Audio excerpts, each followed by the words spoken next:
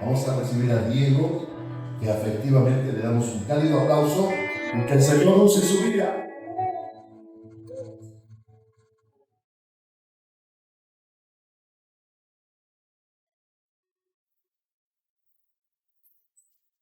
Buenos días, hermanos, que Dios los bendiga. Pueden tomar su asiento.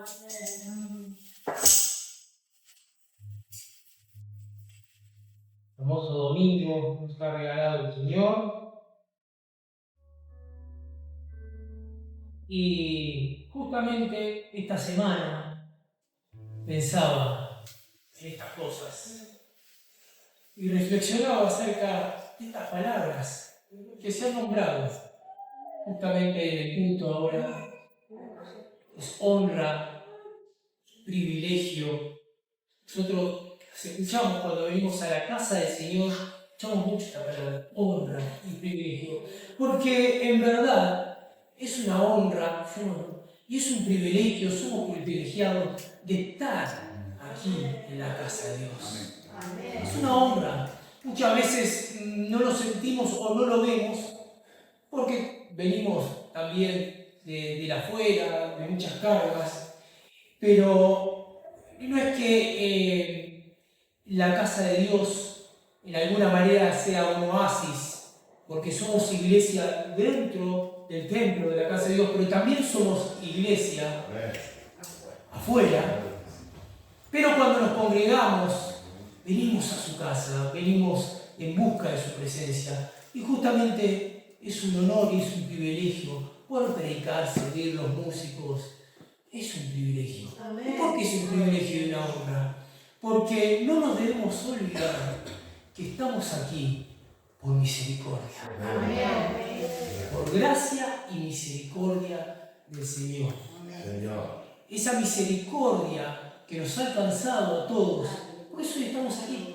Por eso hoy podemos conmemorar, hacer memoria, como dijo el Señor en su nombre, de la Santa Cena, por su misericordia, por su gracia y por su amor. Todos los días tenemos que agradecer al Señor por su misericordia. ¿Y por qué tenemos también que agradecer al Señor por su misericordia? No solo por el mero reconocimiento, sino porque nosotros tenemos que estar llenos también de esta misericordia y de ese amor que hemos recibido del Señor. Por eso es una honra y un privilegio estar acá. Y por eso tenemos fe, y por eso tenemos esperanza, y por eso venimos y oramos, y por eso, como hace un ratito, escuchamos testimonio de la grandeza del Señor y de los milagros. Por eso Pablo, en la carta de los Corintios, la primera carta de los Corintios, le va a decir lo siguiente: manténganse, permanezcan en estas tres cosas: en fe, en esperanza y en amor, pero sobre todo en amor.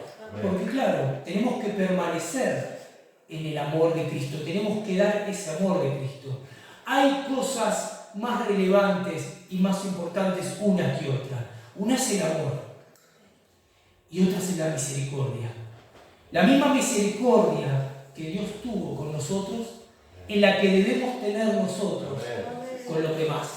Por eso está también, a mí me gusta mucho decir, de gracia doy lo que de gracia he recibido. Porque es así, de gracia damos lo que de gracia recibimos, de gracia, inmerecidamente. Estábamos hundidos en el pecado, estábamos perdidos, pero el Señor en su misericordia nos agarró, nos amó primero. Y a ese amor nosotros respondemos. Y no nos tenemos que olvidar de eso. Eso tiene que estar guardado en nuestro corazón, tiene que estar tallado en nuestro corazón. El amor, la misericordia, sobre todas esas cosas. ¿Por qué? Porque si no tenemos ese amor de Dios y no tenemos esa misericordia, todo lo demás pierde sentido, no vale. Y lo dice la palabra. Fíjense que en el libro del profeta Oseas el Señor le dice a su pueblo en un momento: misericordia quiero y no sacrificio. ¿Y qué quería decir esto? Dijo a su pueblo: basta de holocaustos y ofrendas sin sentido. Quiero sus corazones. Quiero sus corazones. No quería holocausto, no quería sacrificio. Eso era una liturgia, era un cumplimiento, claro, si no se hacía con el corazón de Dios. Y el Señor, en Mateo 9, vuelve a utilizar estas mismas palabras para referirse a los fariseos. Y le dice esto a los fariseos: si supieran el significado de misericordia quiero y no sacrificio, no estarían preguntándome por qué ando con estos pecadores, por qué ando con estos necesitados. Porque el Señor vino en busca de esos necesitados, de nosotros, de los necesitados, de los perdidos, de los enfermos. Por eso vino el Señor.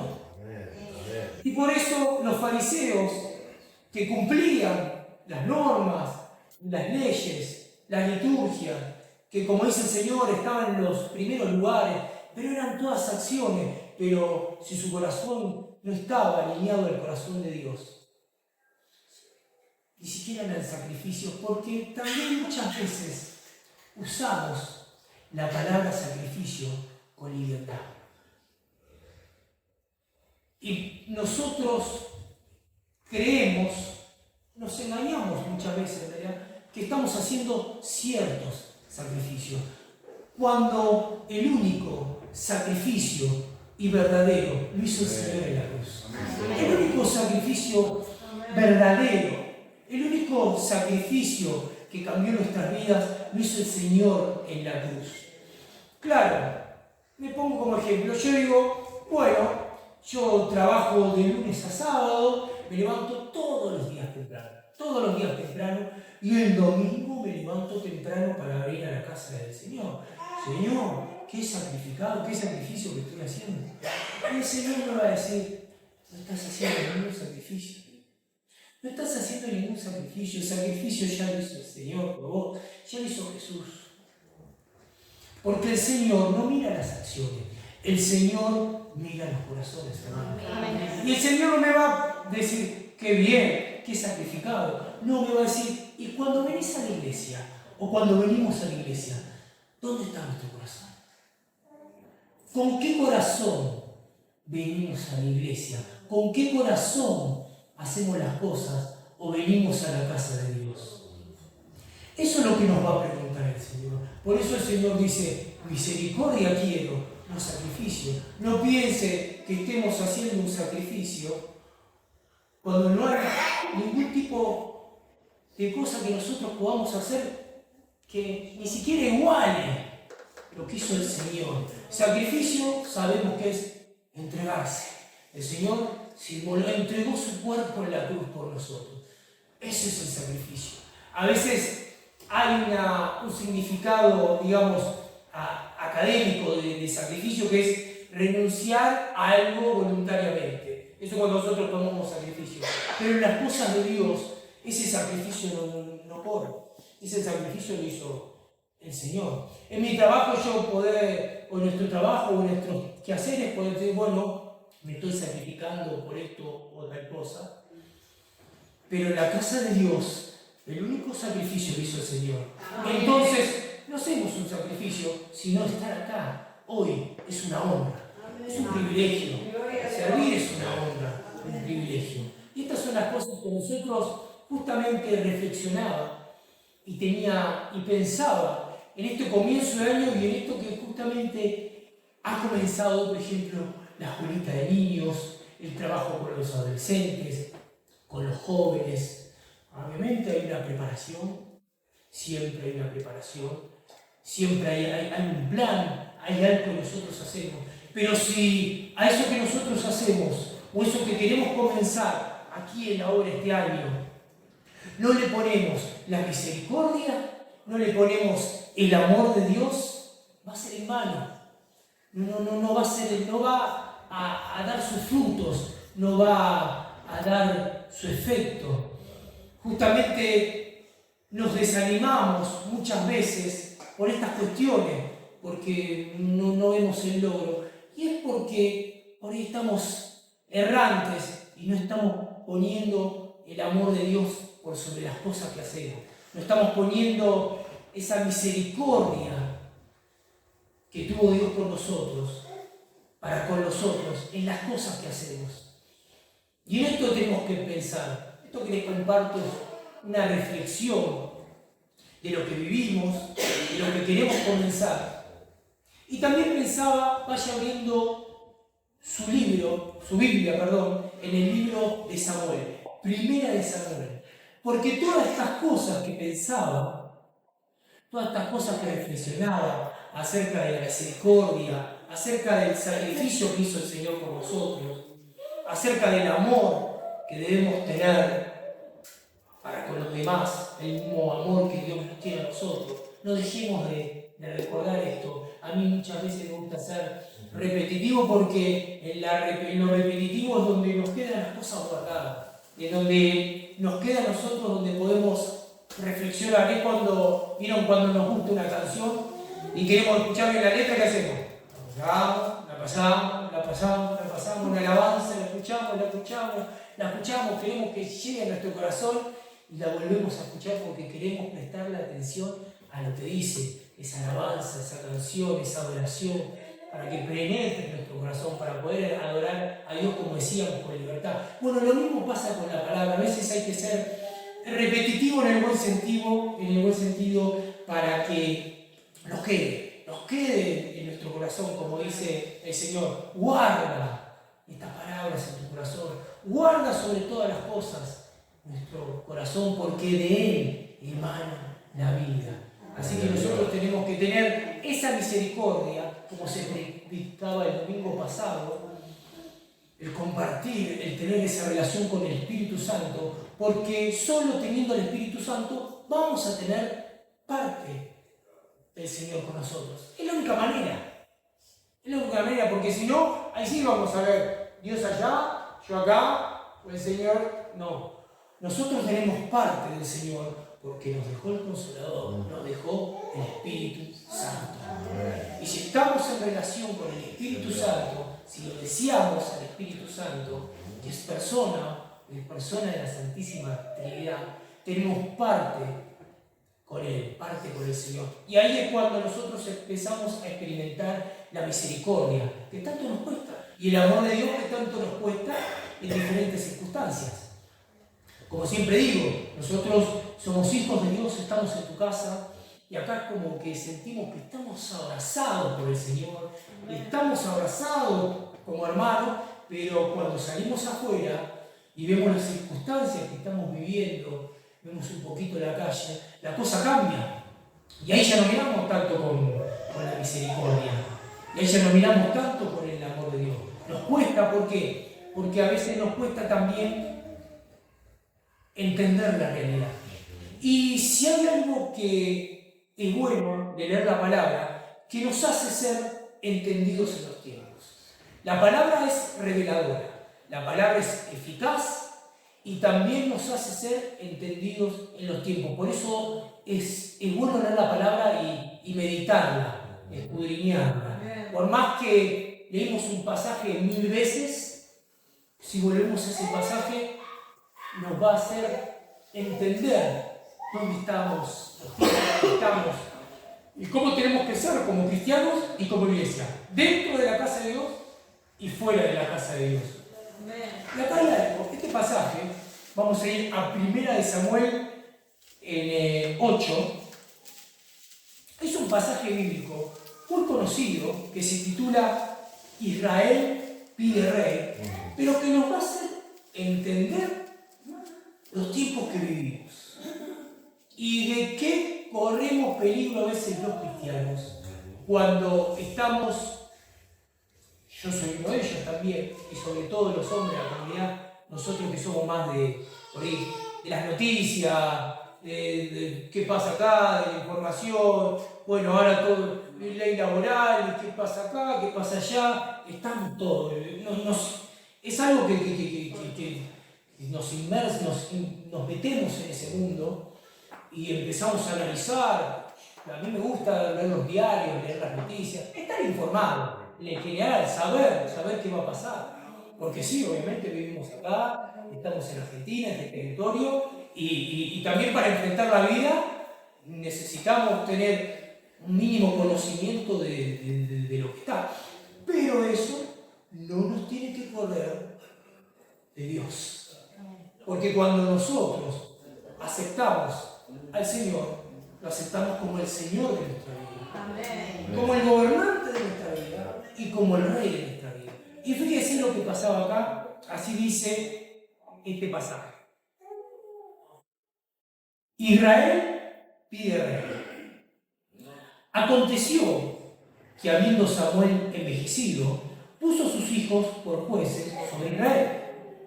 Y el nombre de su hijo primogénito fue Joel, y el nombre del segundo Abías, y eran jueces sobre Berseba. Pero no anduvieron los hijos por caminos de su padre, antes se volvieron tras la avaricia, dejándose sobornar y pervirtiendo el derecho. Entonces todos los ancianos de Israel se juntaron y vinieron a Ramá para ver a Samuel, y le dijeron: he aquí, tú has envejecido, y tus hijos no andan en tus caminos. Por lo tanto, constitúyenos ahora un rey que nos juzgue, como tienen todas las naciones. Pero no agradó a Samuel esta palabra que dijeron: danos un rey que nos juzgue. Y Samuel oró a Jehová. Y dijo Jehová a Samuel: oye la voz del pueblo en todo lo que te digan, porque no te han desechado a ti, sino a mí me han desechado, para que no reine sobre ellos. Conforme a todas las obras que han hecho desde el día que los saqué de Egipto hasta hoy, dejándome a mí y sirviendo a dioses ajenos, así hacen también contigo. Ahora pues, oye su voz, mas protesta solemnemente contra ellos, y muéstrale cómo les tratará el rey que reinará sobre ellos. Y refirió Samuel todas las palabras de Jehová al pueblo que le había pedido el rey. Dijo pues: así hará el rey que reinará sobre vosotros. Tomará vuestros hijos y los pondrá en sus carros y en su gente de a caballo, para que corran delante de su carro.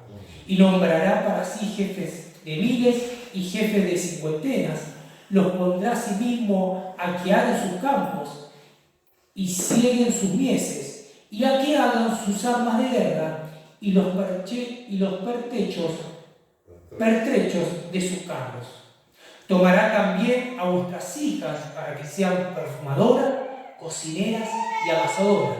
Asimismo tomará lo mejor de vuestras tierras, de vuestras viñas y de vuestras olivares, y los dará a sus siervos. Quemará vuestro grano, vuestras viñas, pagará a sus oficiales y a sus siervos. Tomará vuestros siervos y vuestras siervas, vuestros mejores jóvenes y vuestros asnos, y con ellos hará sus obras. Diezmará también vuestros rebaños, y seréis sus siervos. Y clamaréis aquel día a causa de vuestro rey que os habréis elegido. Mas Jehová no os responderá en aquel día. Pero el pueblo no quiso oír la voz de Samuel y dijo: no, sino que habrá rey sobre nosotros, y nosotros seremos también como todas las naciones, y nuestro rey nos gobernará. Y saldrá delante de nosotros y hará nuestras guerras. Y oyó Samuel todas las palabras del pueblo y las refirió en oídos de Jehová. Y Jehová dijo a Samuel: oye su voz y pon rey sobre ellos. Entonces dijo Samuel a los varones de Israel: idos cada uno a vuestra ciudad. Hasta aquí la palabra de Dios. Y esta historia, este acontecimiento, nos marca algo. Había una realidad. Los hijos de Samuel, que estaban a cargo de ser jueces sobre las cosas de Israel, se habían desviado.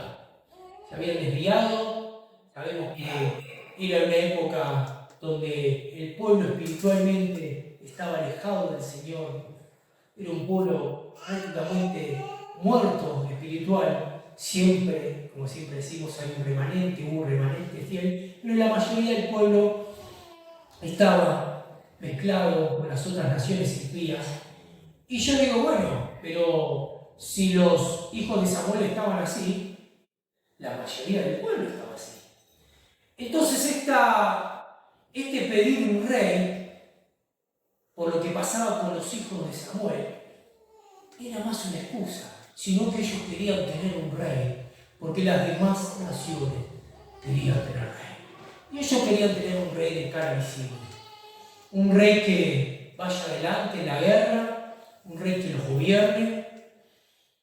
¿Y qué pasó? Su corazón estaba tan alejado del Señor que justamente no se daban cuenta que estaban desechando a su verdadero rey.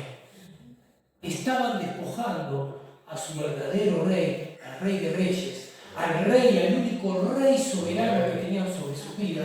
Lo estaban despojando, lo estaban corriendo para tener un rey carnal. ¿Y qué pasa? Un rey de carne y hueso. No siempre, porque lo sabemos a través de la historia, los reyes hacían la voluntad de Dios o escuchaban al profeta, sino que los reyes se desviaban, hacían lo que querían, porque justamente el rey era soberano sobre lo terrenal, pero hacía lo que él se decía y hacía lo que quería. Y obviamente ese hacer y querer llevaba al pueblo a la destrucción, como luego pasó. Y acá hay una exhortación y hay una advertencia del Señor. ¿Quieren rey? Van a tener rey, pero va a pasar esto. Óigame, pueblo, va a pasar esto. Sabemos que los años, los siglos corrieron y hoy ya no hay reyes, si bien existe la monarquía en varios países, sobre todo europeos, pero es una cosa también de tradición. Ya en el mundo hay primeros ministros, hay presidentes, gobernadores, etc. Y llegamos al día de hoy. ¿Y qué nos quiere decir esto, hermanos? Que más allá de la circunstancia que podemos estar viviendo y atravesando como nación, como país, nosotros debemos pensar como hijos de Dios. Y como hijos de Dios, nunca debemos olvidar que ya tenemos rey. Amén. Ya tenemos morado en los cielos. Amén. Ya tenemos un rey soberano. Amén. Ya tenemos un rey que gobierna nuestra vida y nuestra casa.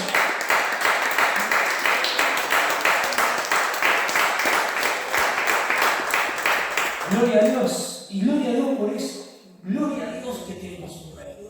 Porque cuando nosotros tenemos una dificultad, no le vamos a pedir a ningún presidente, a ningún gobernador, a ningún intendente. Cuando nosotros estamos en aflicción, ¿a quién le vamos a pedir? A Dios. Él es el que nos saca del pozo. Obviamente que la palabra dice, debemos respetar las autoridades, pero nuestro rey es el Señor. Nuestro rey soberano es el Señor. Cuando nosotros tenemos al Señor en nuestro corazón, cuando nosotros aceptamos al Señor, lo aceptamos como rey de nuestra vida. Por eso lo debemos en estos tiempos. Y luego también por algo personal que nos pasa, que muchas veces nos dejamos llevar por las noticias, por la situación. No debemos dejar que eso le quite el lugar a nuestro rey. No debemos dejar que eso le quite el lugar a nuestro Señor. No debemos dejar de tener misericordia y amor de Dios a pesar de las cosas que vemos. Porque es la única manera que nosotros, como hijos de Dios, como comunidad, como iglesia toda, vamos a estar unidos como cuerpo y vamos a salir adelante. Con ese amor, con esa misericordia y sabiendo que tenemos el Rey de Reyes, el Rey soberano. Qué linda palabra que vemos que le dice Rey de Reyes. Por eso es el Rey de Reyes. Nadie está sobre él. Es el príncipe de paz. Es el gobernante de nuestra vida. Es el gobernante de nuestros corazones. ¿O no queremos que en nuestra casa aquí gobierne el Señor? Nosotros queremos que en nuestra casa gobierne el Señor. Más allá de todas las promesas vanas que muchas veces escuchamos de todos los políticos, de todos, no, de todos a lo largo de nuestra vida. Algunos más porque son más grandes, otros menos porque son más jóvenes, pero promesas vanas, muchas veces que quedan en la nada. El único que tiene promesa de vida eterna, el único que tiene promesa y la cumple es el Señor. En esas promesas, como predicaba la vez anterior, en esas promesas pensar, en esas promesas confiar, en ese Rey confiar, a ese Rey mirar, a las cosas de Dios. Así que, hermanos, los invito en este comienzo ya de actividades de iglesia como comunidad a primeramente tener misericordia, a ser misericordioso, a primeramente tener el amor de Dios, a fijar nuestra vista en las cosas de Dios, porque como dice la palabra, todas las cosas vendrán por añadidura. Cuando uno viene a la iglesia, que nosotros tengamos para recibir a esa persona nueva la misericordia y el amor de Dios. Porque así dice el Señor: venir el afligido, venir el cautivo, venir el enfermo, venir el que tiene necesidad, el que quiere sanidad, venir el agradecido a mi casa. Acá estamos, como se decía, es casa de necesidad. Por eso nosotros tenemos que dar misericordia, amor y el mejor servicio. Así que Dios los bendiga, hermanos, grandemente en este año que comienza, y palabras de ánimo y exhortación para este 2026. Que Dios los bendiga grandemente, hermanos.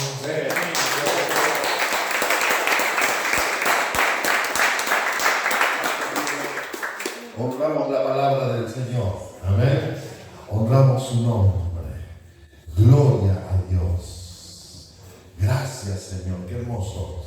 Qué hermoso, porque justamente es esos momentos donde se definen muchas cosas. Parece que no, pero en las decisiones principales de la vida que nosotros tomamos diariamente se define nuestro proyecto de vida.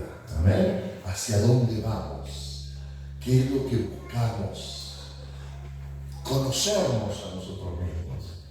Muchas veces hasta nos autoengañamos sin querer, por supuesto. No estoy hablando de dobles intenciones.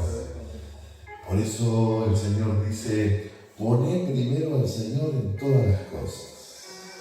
Encomienda al Señor tu vida y Él guiará tus pasos. Encontrarás el camino, encontrarás la salida, encontrarás por dónde andar. Amén. Póngase de pie, por favor.